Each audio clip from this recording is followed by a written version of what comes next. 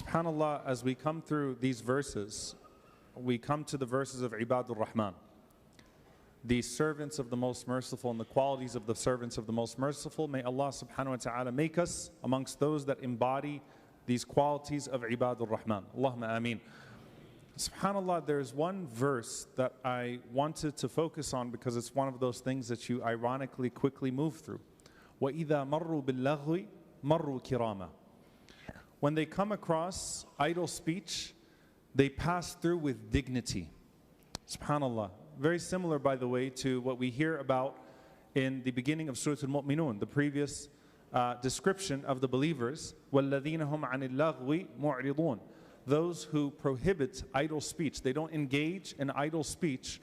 And here Allah subhanahu wa ta'ala describes Ibadur Rahman, الَّذِينَ يَمْشُونَ عَلَى الْأَرْضِ هَوْنًا.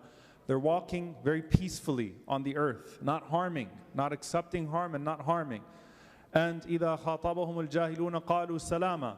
Someone comes to them aggressively and they simply, وَالْجَهَلْ هُنَا بِمَعْنَى الْغَضَبِ. As the scholars mention, ignorance here is in the meaning of anger, in the meaning of aggressiveness. So when people are aggressive towards them directly, they say salam. They say we want no part of this. They keep moving. They keep it moving. But it's one thing when you are the recipient of it. But إِذَا مَرُّوا بِاللَّغْوِ مَرُّوا كِرَامًا. When they come across al-laghu, when they come across false speech, idle speech, they move with dignity. Usually this is going to be when the subject is someone other than you. Someone else is being spoken about. And as most people will end up in hellfire because of their tongues, I pray that Ramadan is an opportunity for us, inshallah ta'ala, to purify our tongues as much as possible. Allahumma ameen. And to let this tongue be that which is pleasing to Allah subhanahu wa ta'ala, and to say that which is pleasing to Allah, so that we accustom our tongues to saying good words, so much so that we find that a good word that we said in passing enters us into Jannah, and not a bad word that we said in passing enters us into hellfire. Allahumma ameen.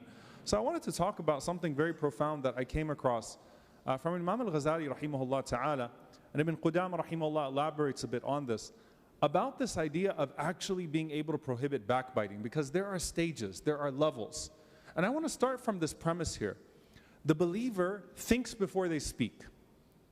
The hypocrite does not think before they speak. In fact, Imam Hassan al-Basri rahimahullah said, the number one distinguisher between the mu'min and the munafiq, between a believer and a hypocrite, is that the believer's tongue is filtered by their heart. Before they say anything, it's behind their heart. They consider whether or not this is appropriate and whether or not this will benefit them or harm them, and then they speak through that. Whereas the hypocrite speaks first and then considers only if they find some sort of consequence in this life. So the very first basis here is al-ajalatu min ash-shaytan. Hastiness is from the shaitan. If a person is very quick with their speech, they're going to make a lot of mistakes. And if a person talks too much, they're going to make a lot of mistakes.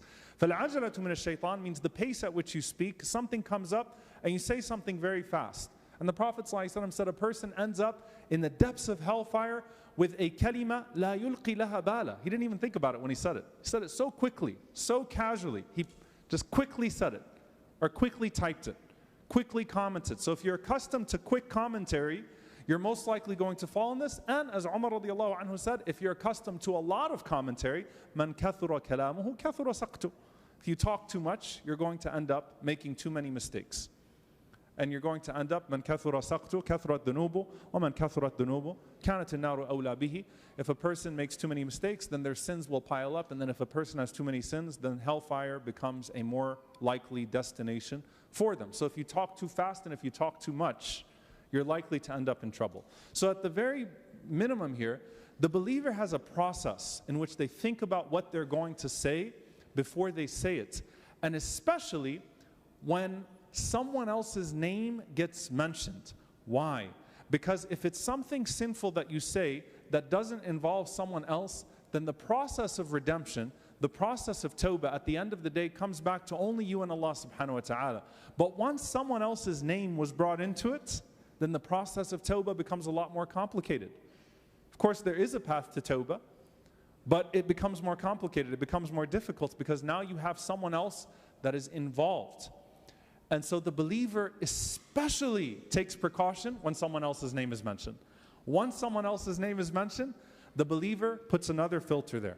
And Imam al-Ghazali rahimahullah ta'ala, he was asked about how he himself, because he was known, and this is one of the signs of the Salihin, he was known that he wouldn't say anything bad about anybody. And by the way, subhanAllah, if you look at the righteous, and may Allah Azza wa Jal make us amongst them, and you think about their secrets, as Imam Malik rahimahullah used to say that every righteous person has a secret. Usually the secret is that that person does not backbite. That person will not say anything bad about anybody else. These are the secrets of the righteous people that meet Allah subhanahu wa ta'ala. Their tongues remain free. So Al-Ghazali rahimahullah, he's asked about this and he kind of unravels this a bit. And he says, well, the first thing, he said, I don't mention anybody else's name, or I don't hear anyone mention, except that I imagine إِلَّا تَصَوَّرْتُهُ جَالِسًا أَمَامِي, except that I think of that person sitting in front of me before I say anything. That's the first line of defense here for backbiting, is that ghiba has some cowardice to it, doesn't it? It's cowardly. Ghiba is cowardly, right? That you say things about people when they're not there. And so the very first line of defense is, if that person is present, would you still say it? So he said the first thing is to imagine that person sitting there with you. Would you still be able to say the same thing about that person if they were sitting at the table? Now someone might say, well, you know what? I would say it to their face. And they would praise that as a quality. They'd call it straightforwardness. And all it is straight shaitanness. That just means that you have absolutely no hayat. You have no modesty, no shame. And the Prophet ﷺ said, إِذَا لَمْ تَسْتَحِي فَاصْنَعْ مَا شِئْتَ. If you have no shame, do what you want. So it just means you're a shameless person, right? That you would say, I'd say it to their face. I would disrespect and disgrace that person to their face. That's not how the Salihin think. So the very first thing is, no way. If that person is sitting in front of me, would I say that? But he mentions 3 levels.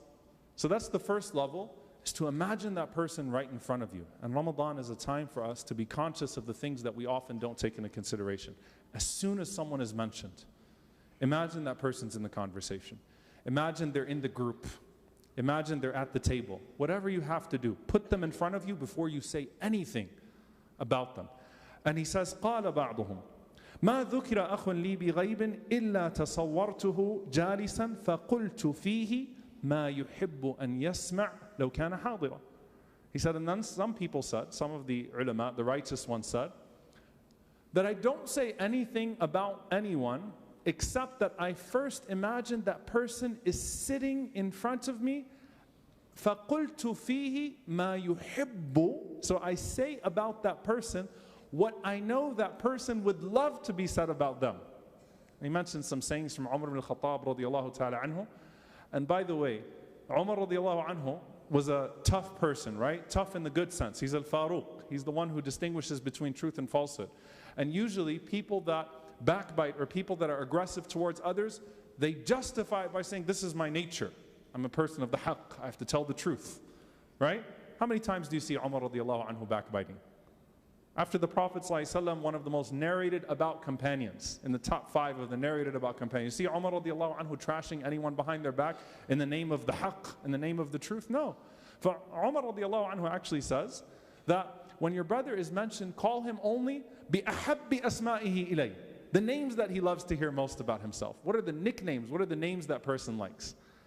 And with the best of qualities that that person likes to hear about themselves. Before you even say anything about them, first call them by their best names and call them by their best qualities before you say anything about them, and then say about them only what they would love to be said about them.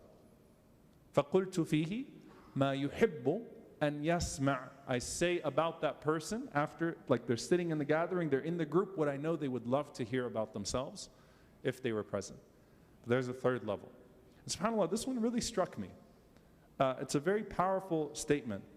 He says, وَقَالَ آخَرْ مَا ذُكِرَ أَخٌ لِي إِلَّا تَصَوَّرْتُ نَفْسِي فِي صُورَتِهِ فَقُلْتُ فِيهِ مِثْلُ مَا أُحِبُّ أَنْ يُقَالَ فِيهِ. This is such powerful words. And I hope I can deliver it, because it's hard even just to really, I think, immerse yourself in what these people are saying.